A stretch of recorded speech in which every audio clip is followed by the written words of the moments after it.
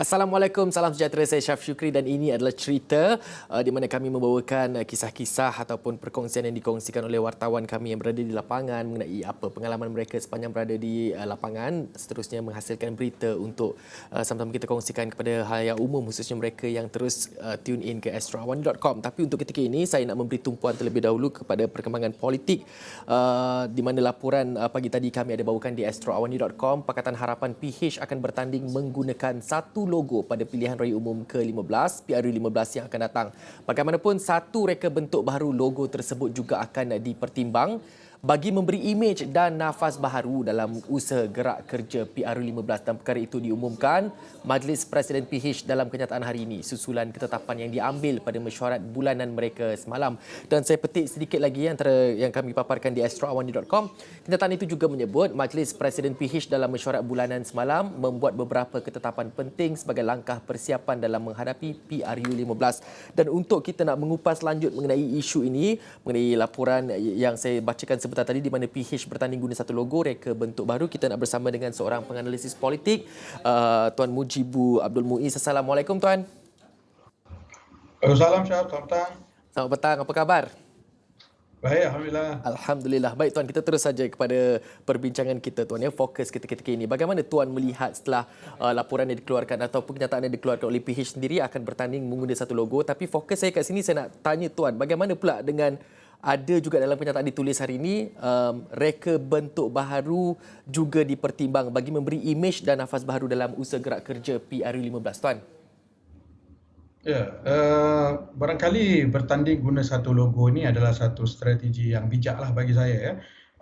Di sebalik sebenarnya masih ada keraguan dan kesangsian bahawa apakah PH itu di sebalik satu logo memperkenalkan reka bentuk baru mampu untuk menawarkan tawaran yang baru, terutama sekali dalam memposisikan Pakatan Harapan ini sebagai capable and in-waiting government itu, kerana kita faham bahawa selepas menjadi kerajaan 22 bulan dan selepas itu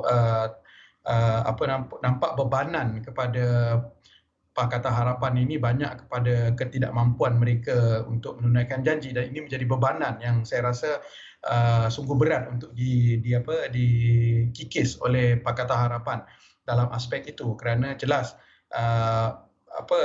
pelbagai kaedah telah digunakan sebelum ini, ya, bila Pakatan Harapan itu bertanding satu logo, kemudian di Johor bertanding berasingan, PKR bawa lambang berasingan, parti-parti komponen yang lain masih menggunakan lambang Pakatan Harapan. Jadi mungkin saya rasa dalam konteks ini ialah bertanding satu logo itu adalah satu kemenangan, dia satu strategi yang baik, ya, berbanding dengan menggunakan lambang-lambang yang berlainan.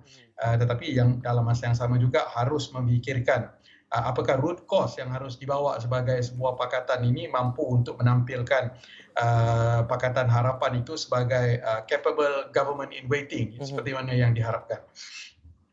Baik Tuan, kita lihat juga sejarah pada 2018 PRU14 yang lalu, di mana laporan kami juga ada menulis di sini kalau buka semula tahun 2018, di mana kesemua parti dalam Pakatan Harapan sepakat untuk guna logo PKR. Jadi ketika itu momentumnya berbeza. Mungkin dalam menghadapi PRU yang akan datang ini, PRU15, momentumnya lagi berbeza, jelas berbeza. Jadi bagaimana cabaran ini wajar dibawa oleh semua parti dalam gagasan Pakatan Harapan ini Tuan? Ya, saya setuju dengan apa yang diperkatakan oleh Syaf sebentar tadi, ya.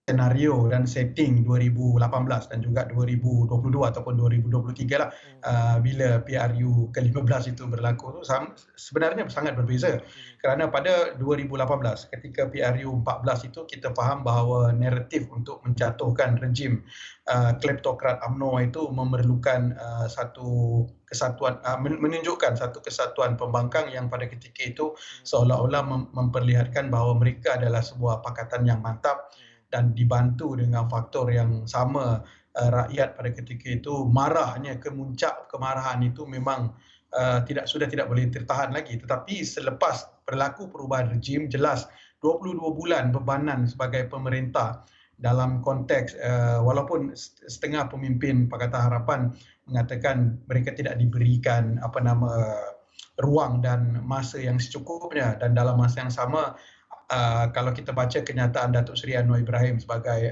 ketua di dalam Pakatan Harapan ini mengatakan yang menjadi kerajaan pada ketika itu Tun Dr. Mahathir sebagai ketuanya itu tidak benar-benar embrace dengan semangat reformasi. Jadi mungkin itu antara sebab mengapa 22 bulan itu menjadi tidak begitu efektif lah kepimpinannya. Jadi saya rasa bebanan sebenarnya terhadap Pakatan Harapan itu di sebalik senario yang digambarkan seperti tadi ya Syaf, adalah bagaimana kerajaan Pakatan Harapan ini boleh kembali meyakinkan rakyat bahawa mereka ini sebenarnya adalah kerajaan yang alternatif, bukan kerajaan lain, alternatif yang saya rasa kuat dan seimbang dan mampu untuk mengambil alih kerajaan. Kerana jelas 22 bulan itu menjadi senjata kepada pihak lawan untuk menyerang Pakatan Harapan. Tetapi dalam masa yang sama juga saya rasa rakyat barangkali tidak juga mahu mengulangi apa yang berlaku ketika 2018, iaitu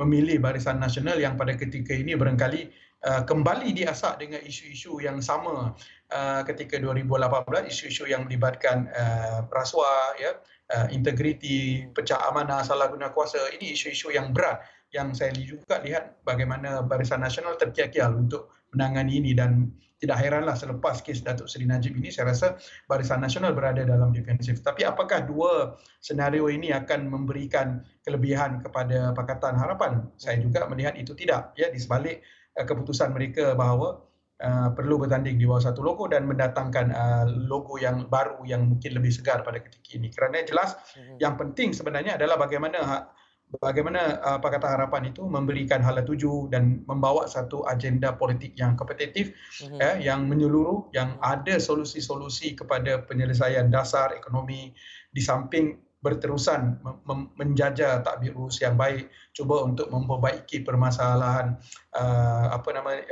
kesenjangan pentadbiran ekonomi dan sebagainya. Ini di samping juga bercakap tentang pembangunan bandar, luar bandar dan perkembangan wilayah yang sering dijajah oleh Pakatan Harapan.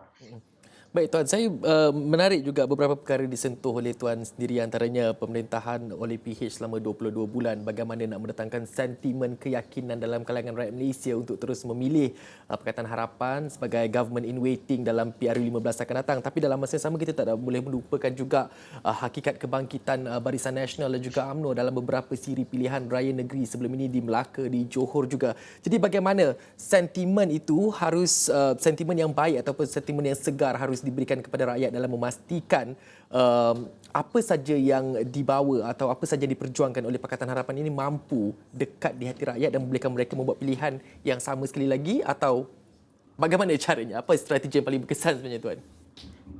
Ya, saya rasa setakat ini Pakatan Harapan telah menggunakan pelbagai cara untuk memikat undi, dan kita lihat bagaimana hasil di Melaka dan di Johor contohnya, ya, walaupun tidak menyerbahi Pakatan Harapan, tetapi kita harus bersikap adil kepada Pakatan Harapan kerana jelas pengundi-pengundi atas pagar dan juga pengundi baru serta pengundi tradisi mereka juga itu tidak keluar mengundi. Jadi di situ ada kelompangan yang memberikan kelebihan kepada Barisan Nasional. Of course, kalau kita kata Barisan Nasional menang secara selesa, di atas kertas itulah keputusannya. Tetapi kalau kita memberikan analisis yang seimbang dengan melihat trend dan hayunan undi itu, kita jelas melihat sebenarnya kalau trend itu menunjukkan perubahan di dalam PRU ke-15 di mana peratusan mengundi itu tinggi, dan juga sudah tentulah kita berhadapan dengan set pengundi yang baru yang pada ketika ini saya rasa perbualan ruang awam di kalangan mereka-mereka yang kita jangkakan berumur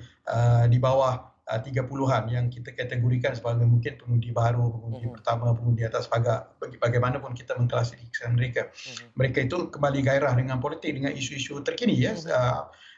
Bagaimana Pakatan Harapan terutamanya menerusi gerakan revisi yang kembali menyerang Barisan Nasional dengan isu-isu yang saya rasa masih lagi gagal untuk ditangani oleh Barisan Nasional, kecuali Barisan Nasional sendiri berani untuk membuat pembaruan dengan mengedepikan terus mereka-mereka yang ada skandal, yang ada reputasi yang tidak baik, yang boleh melunturkan dan mencalar persepsi dan reputasi Barisan Nasional, berkali itu boleh mencipta satu equilibrium untuk menyaingi Pakatan Harapan. Tapi jelas pada ketika ini saya rasa apa yang harus dilakukan oleh Pakatan Harapan adalah bukan saja mengasak Barisan Nasional dengan isu-isu yang berkaitan dengan integriti, salah guna kuasa, rasuah dan sebagainya, tapi meyakinkan kembali rakyat bahawa mereka harus kembali memilih Pakatan Harapan kerana pada kali ini mereka mampu untuk menjadi kerajaan yang efektif dan 22 bulan yang lalu itu barangkali boleh segera dihapuskan dan mereka barangkali boleh menjadi